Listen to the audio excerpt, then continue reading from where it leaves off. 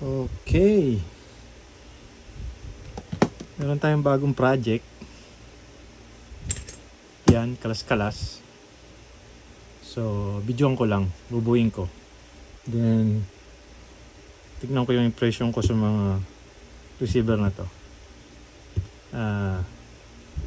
177.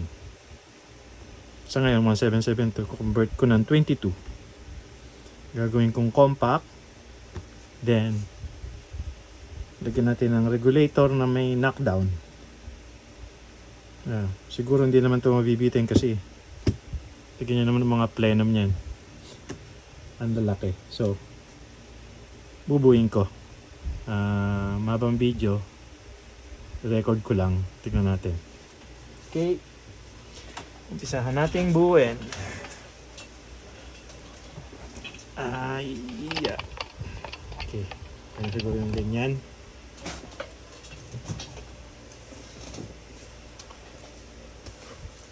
Buuin natin isa-isa kung matatandaan pa.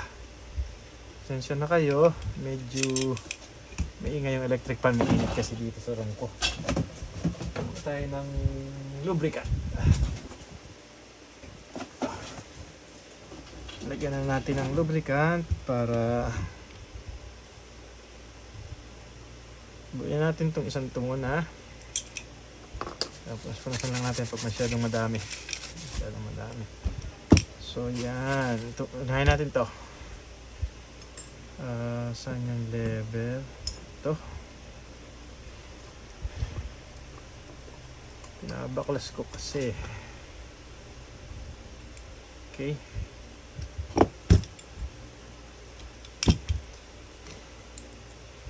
Ang ko pa ito kung paano buuin. Hindi ko naman pinagkalas-kalas lahat.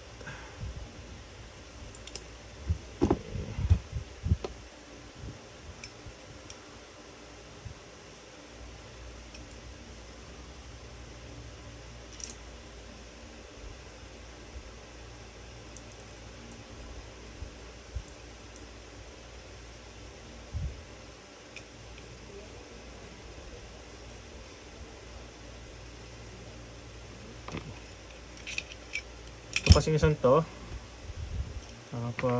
Tactical kasi ito. Tactical, itong itim na to. Itong yellow ay pang wood bat, pero lagyan ko ng tactical. I-build upan ko siya ng tactical. Hindi kasi ako gumagawa ng wood bat, panay tactical ang ginagawa ko. So, gagawin natin yung tactical. Ito, tactical setup na to. May tactical setup. Makita niya pag nabuo na. Okay, dandanin lang natin. Kung tatandaan ko pa, yan. So, kung nilagay yung bolt.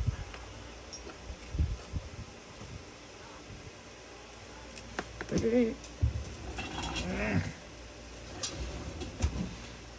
Sensya na kayo sa aking room, madilim na. Nagdadagdag ako ng ilaw para maliwanag. Hindi ko alam kung nakikita nyo ng maayos. Pero itim kasi. Uy. Kasi natin yung camera. Okay. Kita naman siguro. Pero nagdadagdag ako ng ilaw sa ibabaw para maliwanag. So,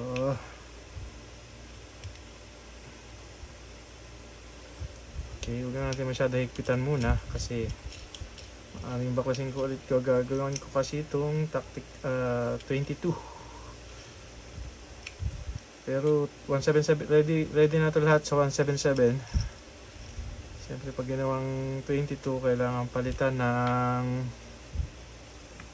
push pin. Okay. Ito medyo technical tong paano baklasin, paano ko nga ba ito binaklas. Naalala ko na. Tandaanin lang natin. Okay, ito may guide doon. Yun, para hindi siya umikot. Sarap yung lock. Dapat dito may special tools pambukas eh. Pero pwede na to. Diskarte lang kung paano ikpitan.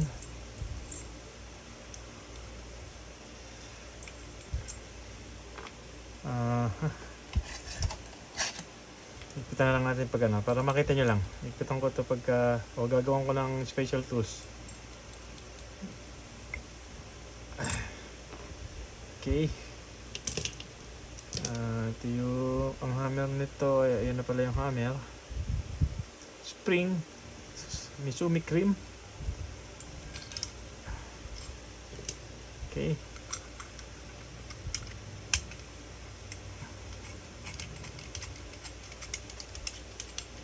Okay. Ito. Tandaan ko pa kung paano. Naku, nagtalsig ka na.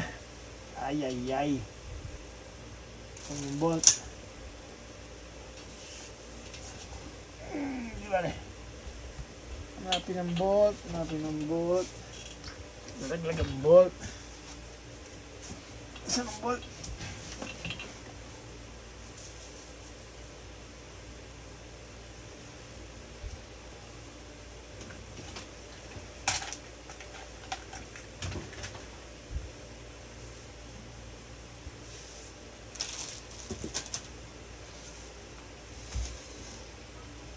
Pause ko muna. Hanapin ko yung bolt. Okay. Dali. Ano ba? Okay. Kita ko na yung bolt. Ito na. Meron ko set up ng camera. Malilisan. Oop. Dali lang. Yan. Buksan ulit natin.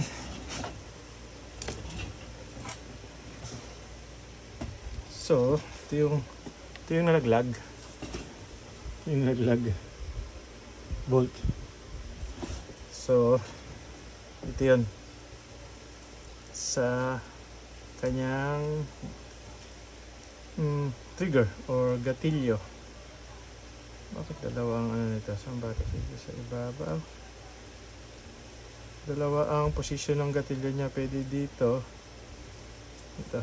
Dito natin ilagay sa umpisa. May natin kabit. So, buuin natin to. So, ito dito.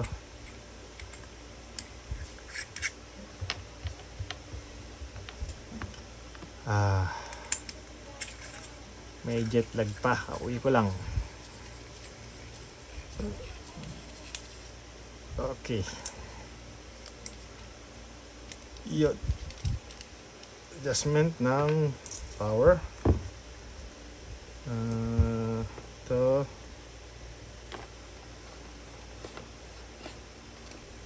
Dito.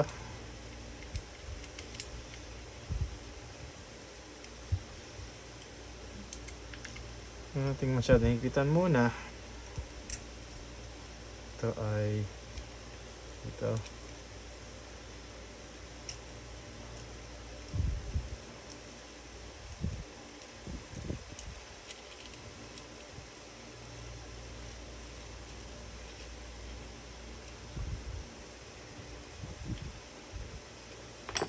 Okay. So, figure out natin to.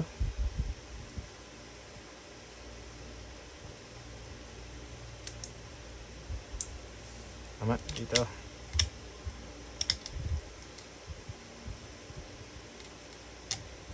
Trigger.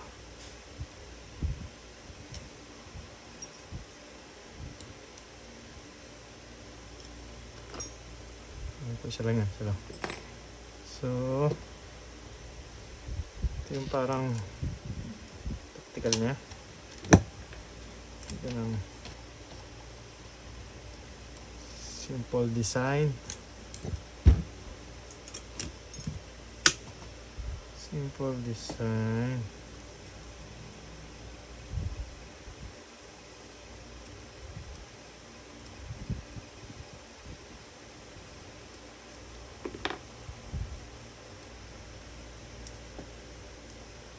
Dalawa yung position ng gatilyo kung saan mo gustong ilagay.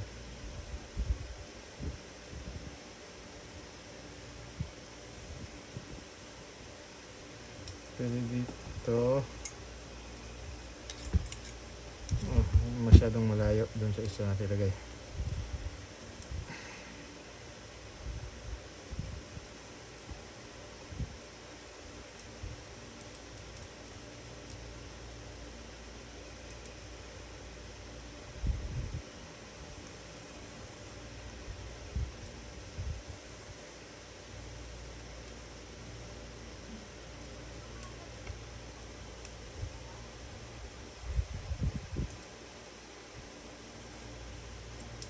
Pumasok.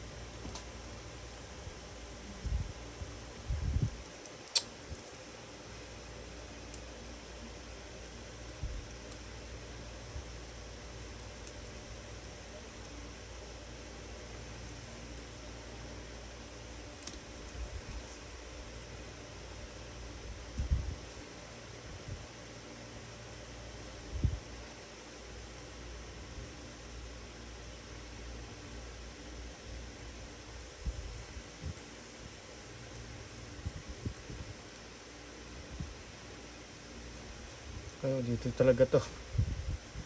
Tagal na to ah. Okay, temporary lang muna.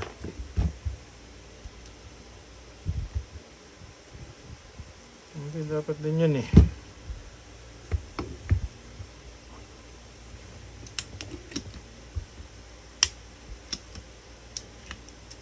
Okay.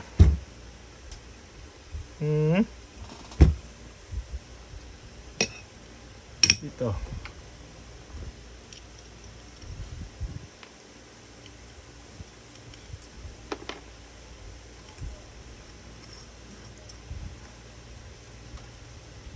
Yan. Parang tactical siya.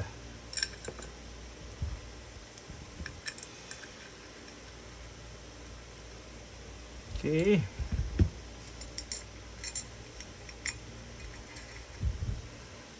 Okay.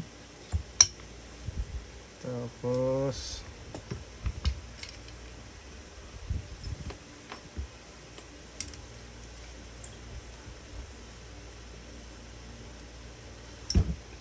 yun. Gumagalaw, hindi pa mahigpit pero kulang ng bolt. Naglag na naman. So, dito.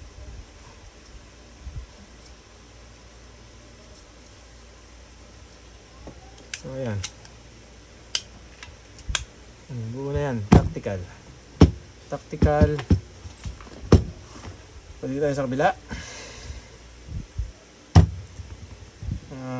Ito may kasamang adapter. Dali kabit. So, wala siyang tactical rail. Ang trigger, eto. So, kaya may mga guide naman.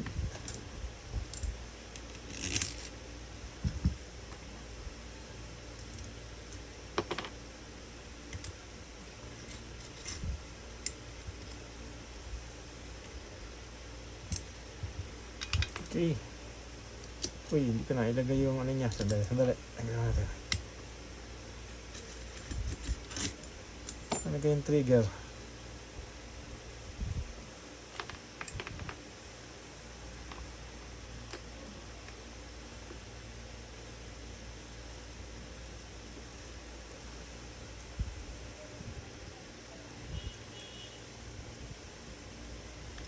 Yan.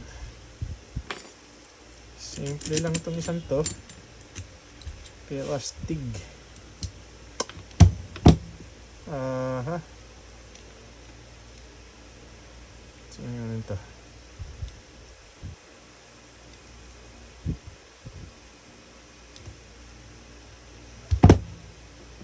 Yan.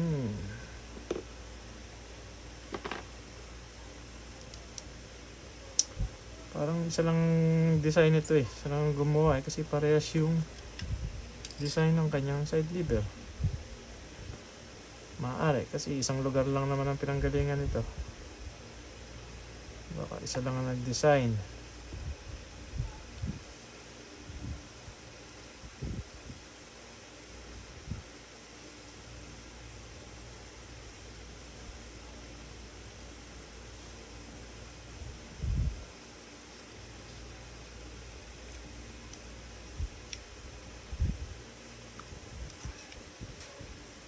Wala yung natin dito.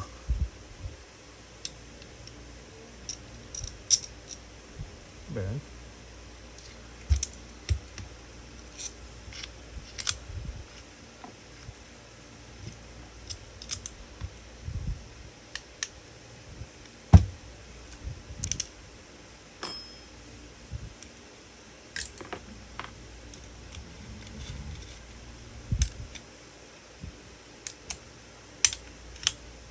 Tikas. So, ano ko lang ito? Dito. Ayan natin. Wooden bat. This wooden bat kasi ito. Pero gagawa ko ng tactical attachment. Gagawa ko ng sarili kong design.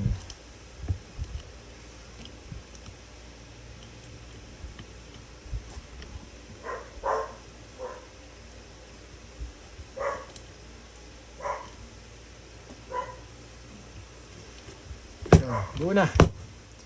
So, ito kasi nilagay ko ng unbox natin ito.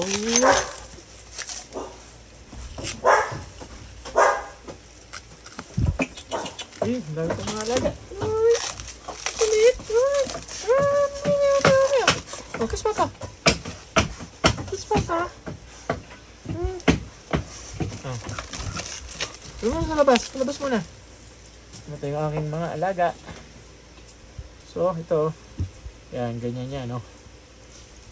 Yan. Yan. Maddox.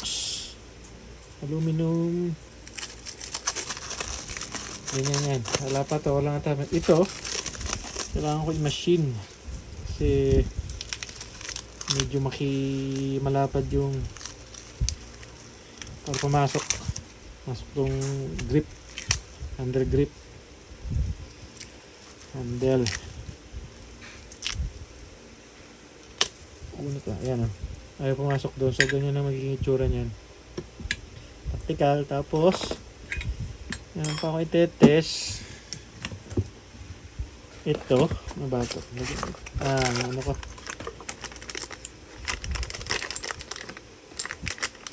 bakit black? Hindi black. Kasi kaya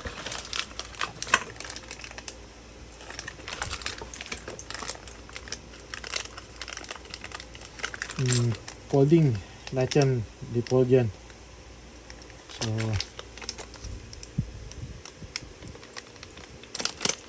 hindi natin yung folding.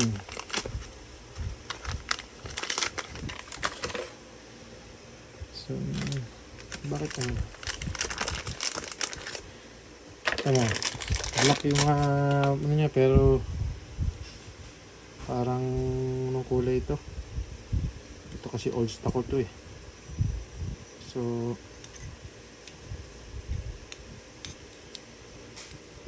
tanong papasok pa ito dito.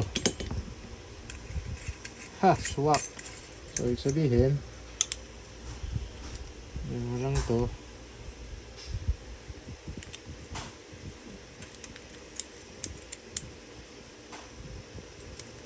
Kailangan buksan para may pasok to dun. So, folding dyan para maging folding siya. So, hindi perfect yung itsura, pero yan yan. Ang laki ng plenum. Ang isang ano dito, to natatanggal yung, so machine mo lang slot, andito na yung output niya, yung labas ng hangin. At dalawa pala ang size ng ano nito, magazine. ito ay meron na siyang adapter. Ayan yung adapter. Makita niyo yung itim na to. Ayan. 15mm kasi yung standard. Napakita ko sa inyo. 15mm.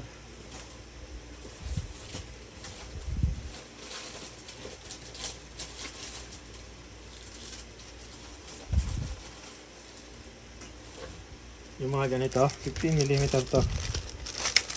So, ito 22. 22 to.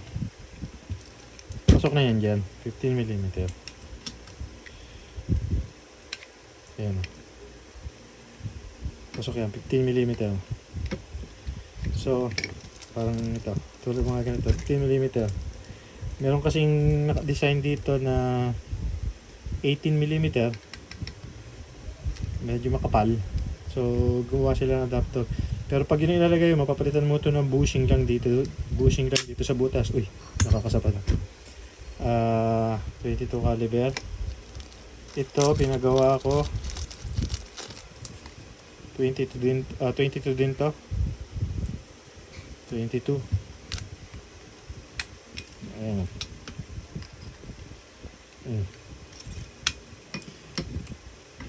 Pero ngayon 177 yung push speed. So kailangan ko palitan. Ang tanong lang, pag pinalitan ko, pasok doon, papalit din ako ng itong mismong ulo na to para sa 22. Or bubutasin ko to, lakihan ko to ng 22 na machine ko. Masisira ito pero maganda siguro kasi kung 22 to, gawin ko yung 22, pwede mo din salpakan ng 177 eh, kasi papasok lang naman dun yung 22, yung 177 na bala. Ito maliit to, papasok din doon sa dulo ng 172, tulak na yung bala dun sa barrel kasi maliit to, papasok to sa 177. Mahaba oh, mahaba. So kung 22 na to, pwede mo ring saksakan ng 177. Yun ang plan ko. So dual. Siyempre yung 177, ito ready 177 talaga. Yan. Uy, nakakasa pala.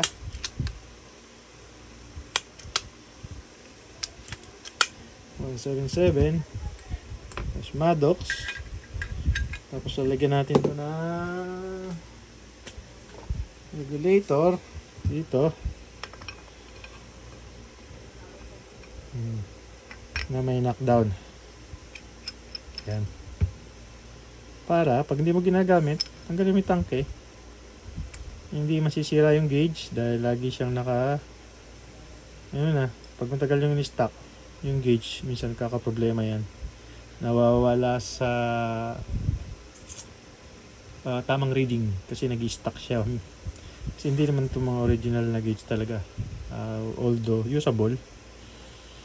Siyempre kailangan, kung may maganda talaga yung kanda, may knockdown. Pag di mo ginagamit, iatras mo to, singaw mo, so hangin, nakatrap lang doon. Pag gagamitin mo, ibalik mo ulit.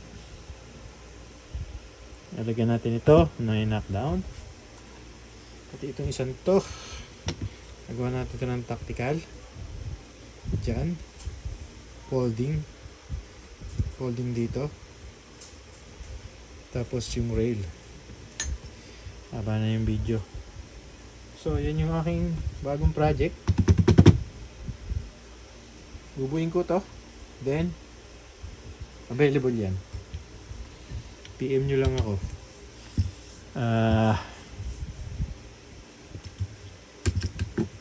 Bagong project.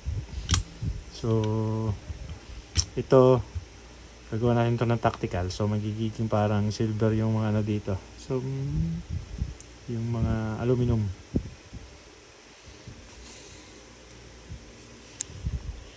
Dito pa lang, sulit na. Maddox. Pricey. Aluminum. Machine kuto. Tabasang kuto dito para hindi papasok eh. Konting padaan lang ng ano. Para tumapat siyang ganyan. Para sumakto. Pakita ko sa inyo yung laki pala ng butas nito.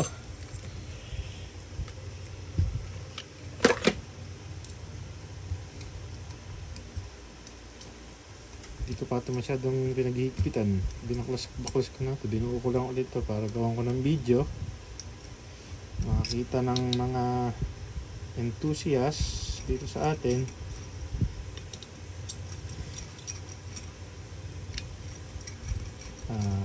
Parang ako na idea kayo. Yung mga gumagawa ng PCP. Napakarami na natin. So, may idea. Ako di ko, although parang kinokopy ako, pero kumukuha lang talaga ako ng idea. Kasi hindi ko kayang kopyahin kasi gawa to ng CNC. Yung mga korte-korte na yan, mahirap yan i-machine.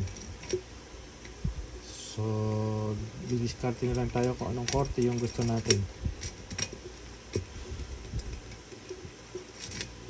Hindi naman high-tech yung lagi nga ako nalaglagan ng bolt.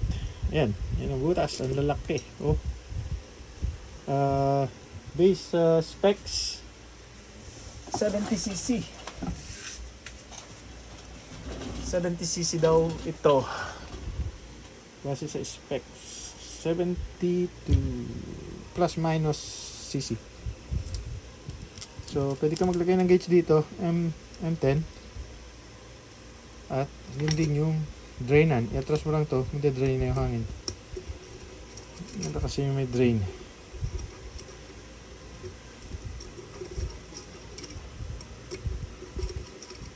Yan.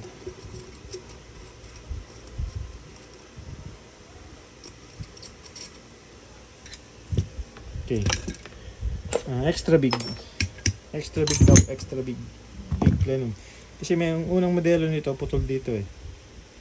Tapos itong takip na to andito. So gumawa sila nung one piece na. Pero yung mga lumang modelo gumawa sila ng parang ganito. Matatanggal mo yung takip, then papalitan mo ng ganito. Hindi ko palagay ko isa lang shop ang gumawa nito eh, pero yung design magkaiba, although yung tulad ng lever na to parang magkamukha eh, almost the same ang design, baka binase lang din. So may ano pala yan, may gauge doon dito, dito yung gauge sa ilalim, yun nasa babaw. So ito hindi ko pa nakikita ang butas nitong isang to. Tingnan natin. Nagpiplik yung monitor ng CCTV ko nasa harap. Tinitignan ko kasi kung may tao sa labas, kaya papatay-patay ang ilaw. Naglulos na naman siguro yung signal. Yan itong butas na to.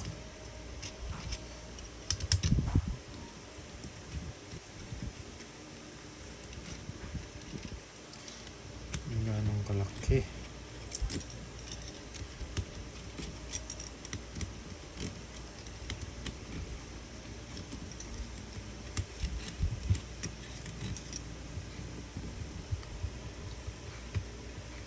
Ang bunot.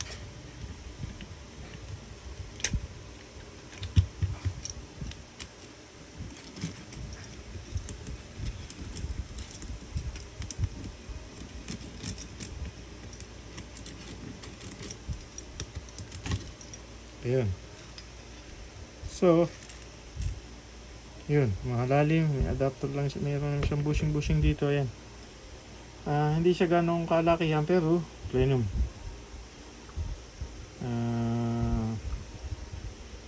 May o-ring yan, parang ano.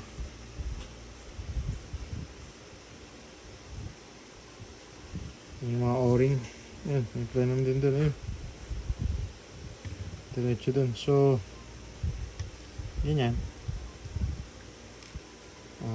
Ayan, may parang ano siya, ano tawag dito, sleeve na housing ng o-ring. Nalagyan ng upuan ng o-ring. Ito ba?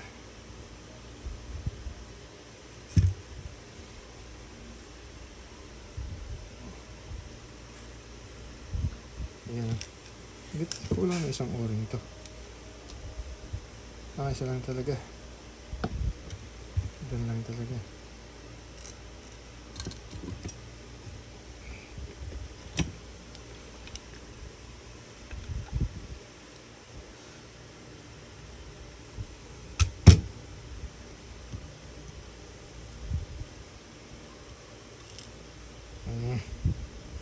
Dito yung isa. Daming o-ring. Yun lang. Marami kang o-ring. So, pag naluma na, marami kang papalitan. Pero matagal naman masira yan. Mga ganyan design. Nakaipit ang o-ring. Matagal masira. Mas lalo kung lalagyan nyo ng Byton. Bagay, hindi naman kasi gumagalaw yan. Kaya matagal masira. Para lang yung manifold block ng mga hydraulic. So hydraulic umiinit. Ito naman sa atin, steady lang. So tatagal yan. Matagal ang labanan.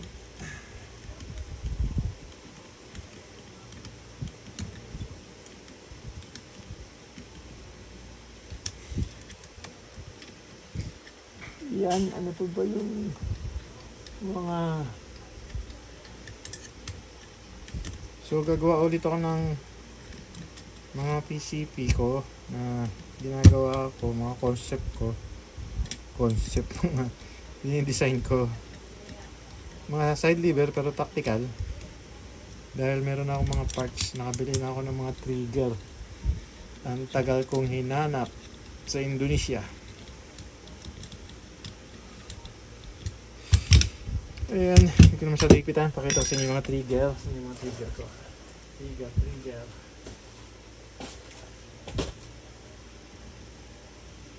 Ito. Kalas-kalas pa siya. Ano na kung... Hindi ako makabili ng madami kasi wala budget. So, kalas-kalas pa siya. Ang trigger. Ito yung may sariling tawag dito. Ito yung mga parts niya. Yung may safety. Yung nakikita niyo sa mga video ko, yung mas gusto ko kasi may safety. Saka ang ganda nito, CNC made. Pag nasira, madali lang din palitan ng mga parts. Tapos ano ba to, stage 3 stage ba tawag doon? So maganda yung quality niya. So ito yung ginagamit ko para hindi ko na i-machine at least. Kasi kung gagawin mo ito matagal. And maganda yung quality nito. At least dun sa mga PCP ko na ginagawa, merong mga parts na CNC. Ito mga ganito, naka-design talaga dito, CNC talaga ito. So yun lang, haba na ng video. Pinakita ko lang sa inyo ito. Ayan. Uso kasi ngayon yung ganyan. Sa halip na mag-plan mo ko ng pahaba, palapad. Parang totoong tawag dito, yung rifle ng Armalite ba yun? Merong magazine na sinasalpak. Parang ganun. So, abangan nyo lahat ng project ko. Gawin ko ito ng tactical. Ito, titignan ko kung pwede kong gawing 22. Pero lahat yan, compact. All naka-folding. Lagyan natin ng composite na o carbon fiber na tank. Depende kung ano yung kaya kong bilhin. So, yan lang ang meron ako ngayon kasi medyo may hal. Wala tayong budget. Kaya yan lang muna ang aking naiuwi. Yung gagawin kong project. Kung merong interesado, PM nyo lang ako. Available yan sa tamang presyo. Kasi mahirap manap, mahirap umiscore. Kumbaga. Yun lang. Mahaba na video. Thank you.